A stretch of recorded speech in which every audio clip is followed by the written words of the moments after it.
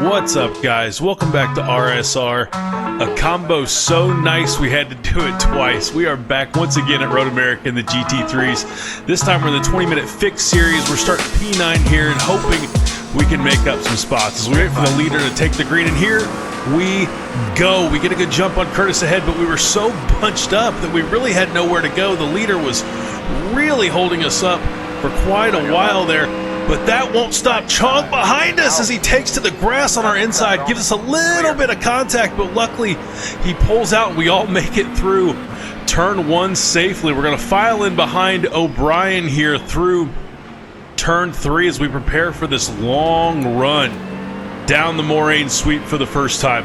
A huge draft train forming here as we cross under the Sargento Bridge. O'Brien, it looks like, is going to shift to the inside, looking for a move on Curtis into turn five. We're going to hang back, see how this one plays out. Maybe we can pick up a free spot here. And there's contact. Curtis gets well sideways, and Ferguson makes it down our inside. We will drag race up the hill to turn five.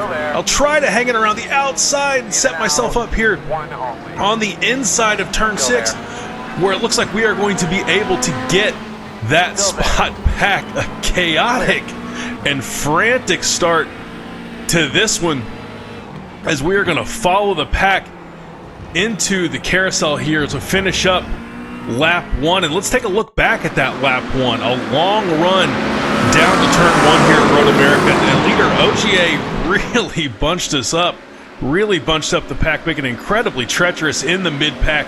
You can see on the replay here, Chong was not interested in waiting around, taking to the grass to try and get around us, nearly taking both of us out before turn one in the process. You can see from his hood cam here, he got a really good run, to be fair, but there's just no room to make anything happen. An ambitious move at best, but just nowhere to go. Oh, got a little squirrely on the grass. Not fun for either of us.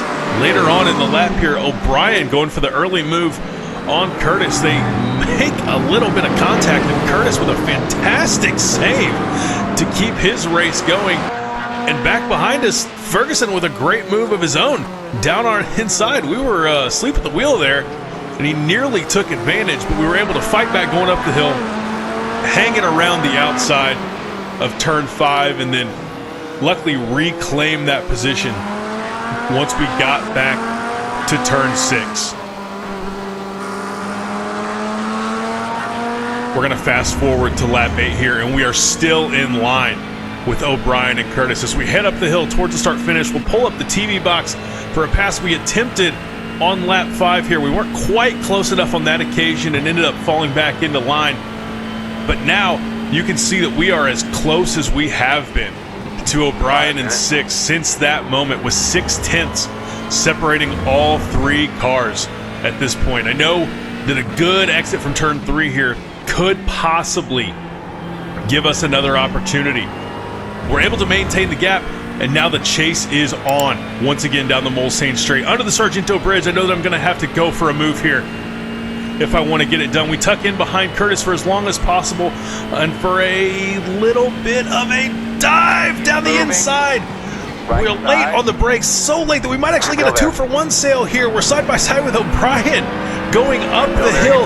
We have the inside lane, and we are able to get the move done in turn 5. An absolutely fantastic move into turn 4 there for us. You may have heard the spotter call out an accident, and it was actually the leaders. Dunsford gets into the back of Ogier in the braking zone, and I don't know what caused O'Brien to slow more than usual, or if he was just a little timid on the brakes. Either way, we were able to make a massive lunge down the inside of both Curtis and O'Brien, and we finally are able to try and stretch our legs a little bit here in the final couple of laps. Hopefully we're able to run away from O'Brien and Curtis. I think I've got the speed to get it done, but as we rejoin the live action here on the final lap, we're pushing down towards Canada Corner.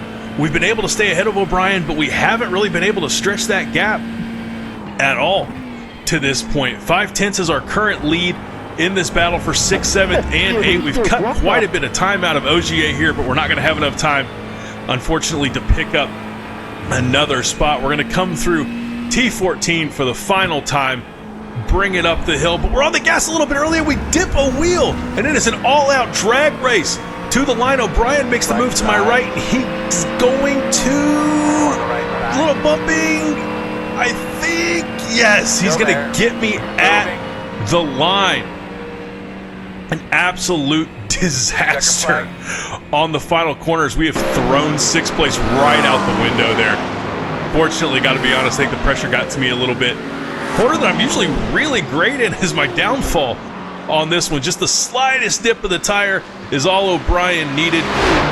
You can hear that Mustang scream up the hill, and unfortunately, he is going to get us at the line.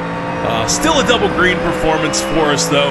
However, IR up past 1.7K for the first time, so we will take that. Hope you enjoyed this one, guys. If you did, leave a like, and I will catch you on the next one. See you.